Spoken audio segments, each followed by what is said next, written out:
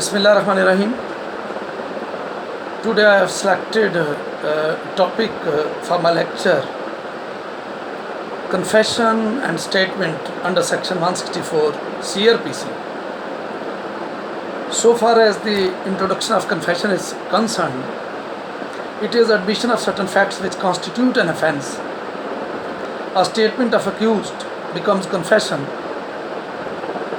when recorded under the provisions and compliance of section 164 and section 364 CRPC. For recording confession and statement, we have to observe some necessary precautions and formalities.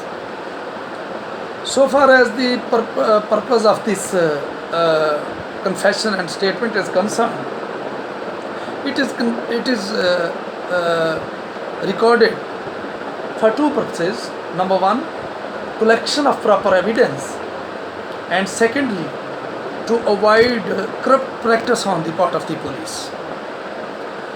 तो इस तरह से ये दो इसके मकासद हैं ताकि जब भी हम कन्फेशन रिकॉर्ड करते हैं तो उससे में कलेक्टिव एविडेंस जो है वो मैसर आ जाती है, और उसके साथ ये ज़रूरी है कि पुलिस की जो करप्ट प्रैक्टिस है कि वो लोगों को उकसा लेते हैं कि आप ये कन्फेशन करें, तो उससे बचा जा सके। जहाँ तक इस बात का ताल्लुक़ है कि इसकी रेलेवेंट प्रोविजंस कौन कौन सी हैं CRPC में, तो 164 और 364 CRPC के साथ साथ आपको 533 CRPC को भी रीड आउट करना पड़ेगा, और इसी तरह से जो क्रॉस रेफरेंस है उसमें आर्टिकल 37 से लेके आर्टिकल 44 QSO वो भी आपको देखना पड़ेगा। जहाँ तक इसकी डेफिनेशन का ताल्लुक़ है तो मुख्तलिफ़ डेफिनेशंस कन्फेशन के बारे में बयान की गई हैं।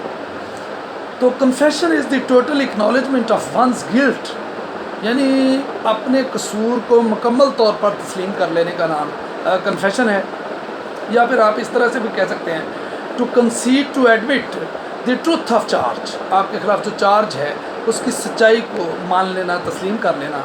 लेकिन जो इसकी कम्प्रीहेंसिव डेफिनेशन है उसमें यह है कि वॉलंटरीली स्टेटमेंट होनी चाहिए और कम्युनिकेटेड टू अनदर पर्सन, किसी दूसरे शख्स के साथ होनी चाहिए, और जिसमें आप अपने गिल्ट को एक्नॉलेज करते हैं कि आपने ये जुर्म किया है और उस जुर्म को डिस्क्लोज़ करते हैं, उसके सर्कमस्टांसेस को डिस्क्लोज़ करते हैं और उसमें अपना शेयर डिस्क्लोज़ करते हैं, और साथ जिस तरह से आपने उसमें पार्टिसिपेट किया है आप उसको भी डिस्क्लोज़ करते हैं।